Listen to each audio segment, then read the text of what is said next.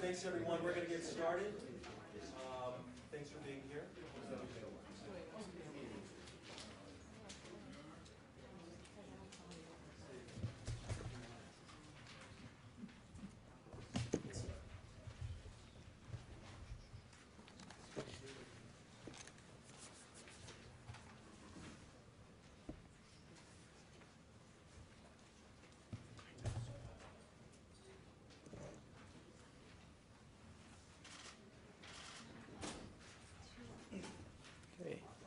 Everybody? Okay, good afternoon, everyone, and thank you for being here. We want to share with you today some of the details of our investigation that led to the arrest and the assault on Mrs. Yik Oi Hwang, a member of the Visitation Valley community. If you remember, this was a heinous crime, a brutal attack on an 88-year-old grandmother, an attack that brought together neighbors and leaders in the Visitation Valley community and from around the city. We appreciate everyone working closely with our investigators and officers to address this senseless violence. I want to acknowledge a number of people that are joining us today, some of whom you'll hear from later in this press conference. First of all, from the Hong family, we have Mr. Victor Fan, and also representing the family is Cynthia Choi from Chinese for Affirmative Actions. Mr. Ryan, where's Ryan? Ryan Cow from the District Attorney's Office. Sorry, I thought you were standing up here. And from the Board of Supervisors, we have President Norman Yee. Also, we have Rex Tabora, Executive Director of the Asian Pacific American Community Center. We also have Eddie Zhang, David Fernandez from Mercy Housing, and we're sorry that Supervisor Shaman Walton couldn't be here, but he also played a vital part in bringing the community together to address this senseless violence. So we'll begin with a briefing by our Commander of Investigations, Commander Greg McEachern, on how we were able to make this arrest. Thank you, Chief. Good afternoon. If you want, you can go ahead and turn the photos for a second.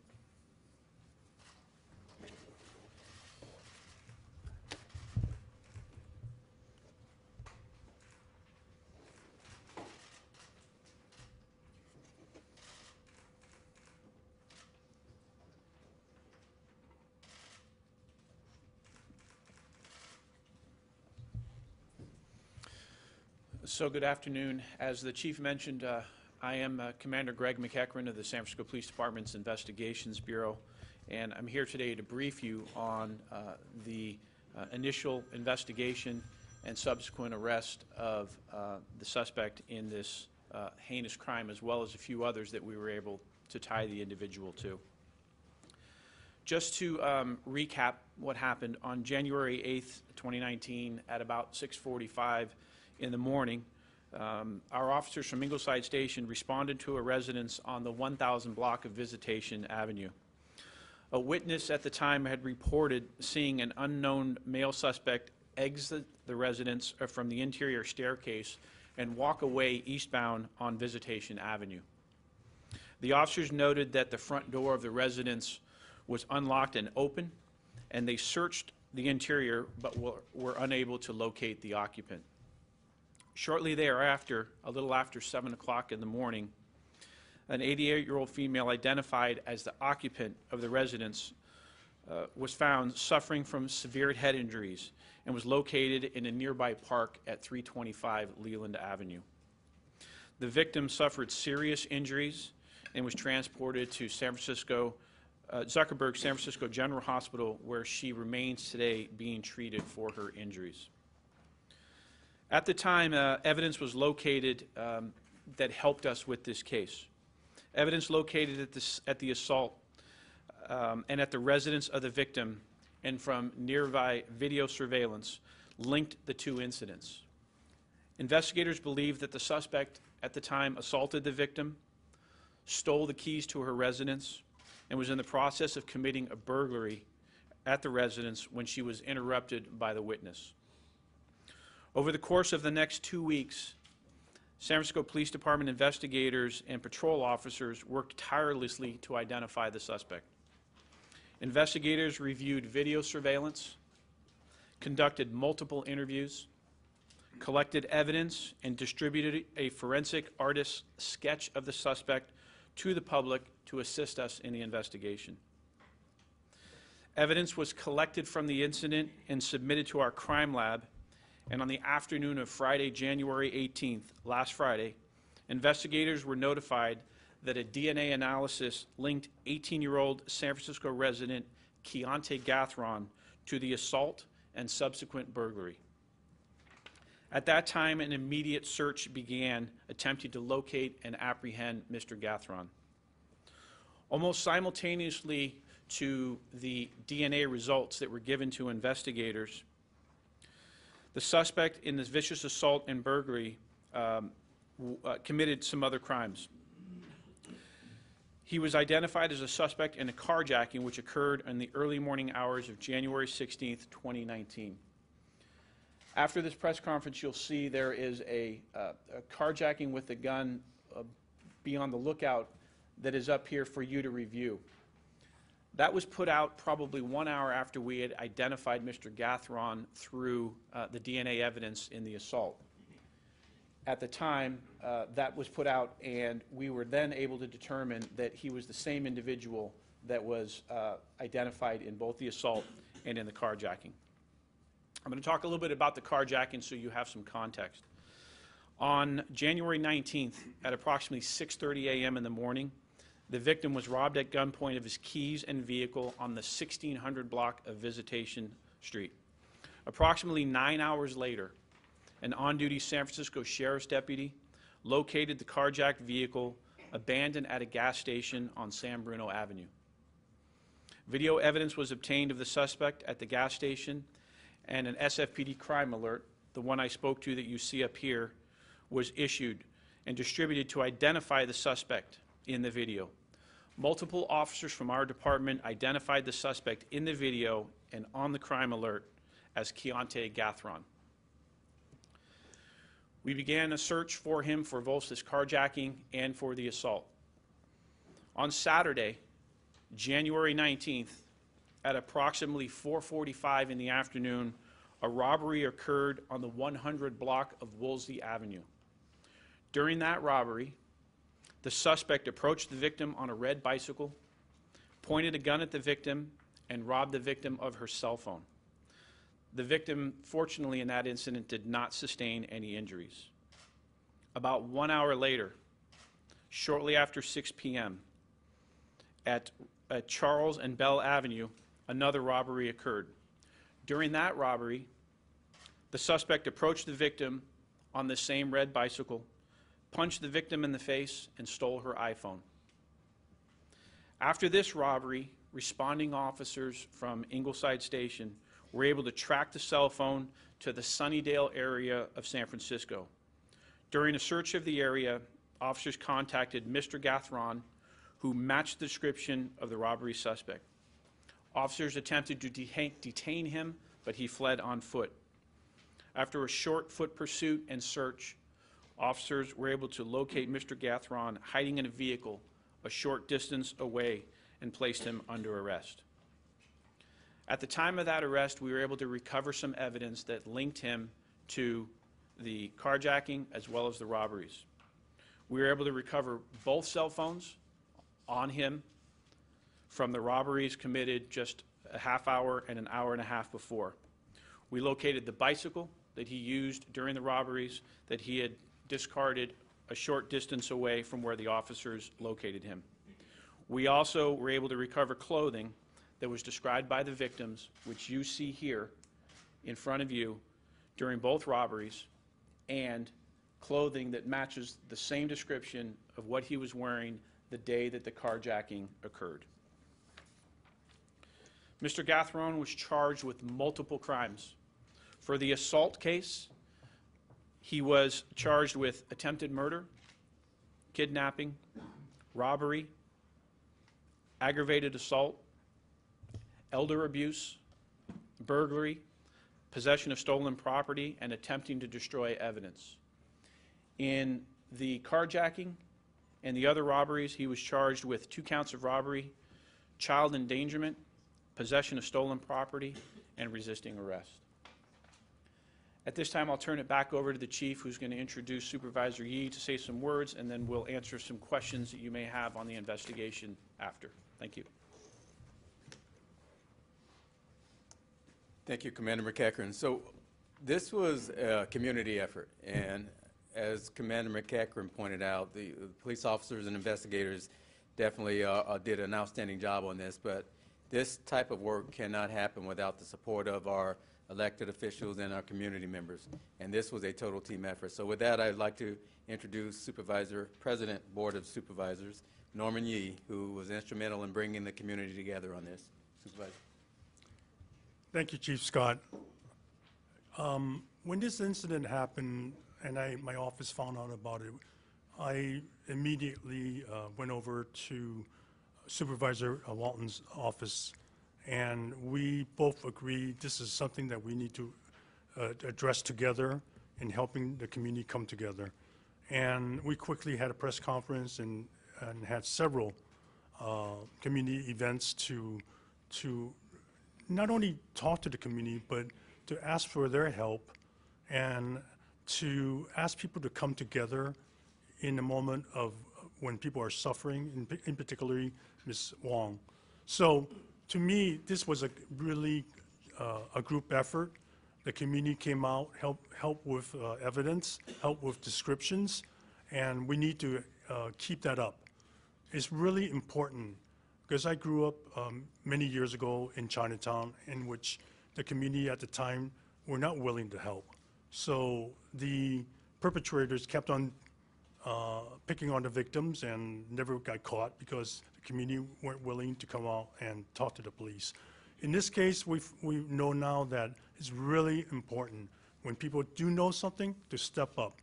And I have to give credit to the Wong family that came out and really helped the community be calm. And that was important for people to be calm, to give the information that they had. Now, that doesn't mean that with this capture, people are a little relieved in the community now. I talked to Supervisor Walton today, and both of us agreed that, yes, the community now would be a little relieved that that the person was caught. But they're still afraid that it might happen again, and we need to, and I've made my commitment with Supervisor Walton that we want to find more resources for the community. We want to make sure there's more officers that are visible along the San Bruno Avenue and Viz Valley area. We also want to make sure that there are cameras that are put up so that if there's anything that happens, we will be able to spot that person right away. And by the way, cameras really do help capture somebody, but also what it does is it prevents things. When people know there are cameras staring right at you on the streets, they will think really a moment before they do anything, and maybe they will say, this is not worth it. So those are the commitments we like to see. We like to see a mobile a van unit right now in the community, and hopefully Chief Scott will find the resources to make that happen, because I think right now it's a moment where, especially with the Lunar New Year coming up, people are still afraid that this might be something that could be repeated. If it could happen to an 88-year-old person, it could happen to anybody. Thank you very much, and I really want to acknowledge Eddie Zhang in terms of his effort to bring in the last community meeting that we put together, that he was very instrumental in making this happen. So thank you, Eddie. Thank you, Chief. Thank you. Thank you, Supervisor. So now, want to hear at least one of the voices from the community that was instrumental in bringing everybody together, Mr. Rex Tabar. Thank you, Chief. Thank you again, Chief.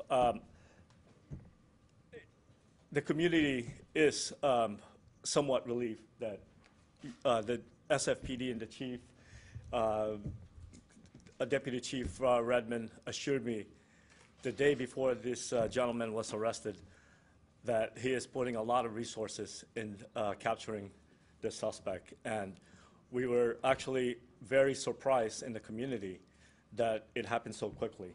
So I do applaud your staff, Chief Scott, for have been able to achieve that in such a short amount of time. And I do agree with President Yi that although this is, this is one of the most heinous crime that occurred to a senior in Visitation Valley, we do need more police presence there. Captain Hart from the Ingleside station has sent a lot of his troops to come out to patrol the area, but we need more. We need also bilingual officers over there because it is most of the victims over there are predominantly monolingual Chinese. And I am confident that the police department will do that. Most of the stuff that they've talked to our community about has really come into fruition, especially this solving of this heinous crime. So thank you, Chief Scott. And I am there to support any cost to get you to support you getting more officers in our community. That would really help us tremendously. And we'll take a few questions and from the podium here and kick some more afterwards as well. Chief, both the president of the board and this gentleman have made several requests on the police department, which all falls into your lap when you've got a limited budget and already reallocated resources. Are any of the requests something that you can make happen and how quickly? Well, we always, balancing resources across the city is always a constant struggle. As we said last week, and I think when we initially made a statement about this, definitely nothing is off the table in terms of redeployment of the mobile command post. I think the captain, who's represented today by Lieutenant Schiff from Ingleside, has done a really good job moving resources around. We have all of our operations team here. We always have to assess that. At the same time we had this crime, we had 2 homicides in the Bayview back to back. So there's always this give and take on resources. We only have a limited amount, and we have to just deploy them smartly. And we have to be flexible. What works right now this week might be a remedy for this week, but next week we have some other emergency, and we have to move our resources around. So that's the key, flexibility. And fortunately for us, we have some very talented and bright minds. Our operations folks are really good about moving the resources around, and so nothing is off the table, and nothing should be permanent in policing because things shift. How did you have the DNA of the suspect, and is the child endangerment related to the victim or something else? Sorry, what was the second question? The second question is the child endangerment charges related to one of the victims or something else? So evidence that we recovered at the scene were submitted to our crime lab. There were some gloves, and we were able to obtain a profile off of those gloves that matched the suspect in this that tied him to the crime. That's the DNA evidence. The child endangerment is for one of the victims in the subsequent robberies who was 14 years old. And the suspect is 18 only, or? He's 18. Right, and you already have his DNA from prior cases? Yes. Christian? I was going to say, it sounds like the theory at this point is that he was a bit of a one-man crime spree here. Are you looking for any other suspects, any other co-conspirators, anybody he may have been working with? So the information we have as of now is that he was by himself, but everything has to be looked at. So there may be other individuals that assisted, and that will be part of the ongoing investigation to determine if there's anyone else that was involved in this. We're hearing some concerns from neighbors, and we have over the past couple of weeks, as I'm sure you have too, that there's concern that there's increased crime in this area. Do numbers reflect that? Is there a trend, and was this specifically targeted? More information on that? It's difficult to say whether this was a specific target. That will be part of the investigation. Crime trends throughout the city, like the chief said, fluctuate from district to district. Sometimes we see a spike in one area for specific reasons, and we try and assess the reason for that and deploy personnel. So in this instance here, we're looking at crimes that occurred in the Ingleside and Terraville, and we're focusing resources to that area to address that at the time. Greg, what does it say about this guy who beats up an 88-year-old woman and then continues on crime after crime as far as the bad guys you bring in? I mean, what could have been next? I mean, Well, somewhere something went wrong. I mean, who does that? I mean, you know, we have a 88-year-old grandmother that gets brutally beaten, 14-year-old child robbed at gunpoint. I mean, yeah, very, very bad things. So, I mean, I can't make a personal assessment about this individual. What I can say is his actions speak to somebody that doesn't value human life very much. And fortunately, at this point, we've at least made the first step to let the criminal justice system do what it does. But, you know, the bottom line on this is, as Commander pointed out, you know, we had one individual that was wreaking havoc in our community, and he's off the street. So we think that this series that we're talking about, I mean, we're looking for the public's help on if anybody else is victimized that didn't report it. That's why we're here today, part of why we're here today. But, you know, this was one guy. You know, until we get other evidence, this is one guy. And he did some very bad things, so hopefully the criminal justice system will take it from here. Take one more from Mike. Chief, what prior contacts had the department had with this guy? Well, he's 18 years old, so we can't disclose his juvenile record. But as an 18-year-old adult, the things that he did, that we believe that he did based on the evidence, is pretty heinous, as we've stated over and over again. But he has had prior contact with law enforcement. How did his DNA get into the database so that you can compare the latest evidence with his database DNA? Well, without going into specifics of other cases, as the chief mentioned, he had a prior record as arrests when he was younger, and from cases at the time his profile was obtained. Thank you. We'll do some one-on-ones right now, but thank you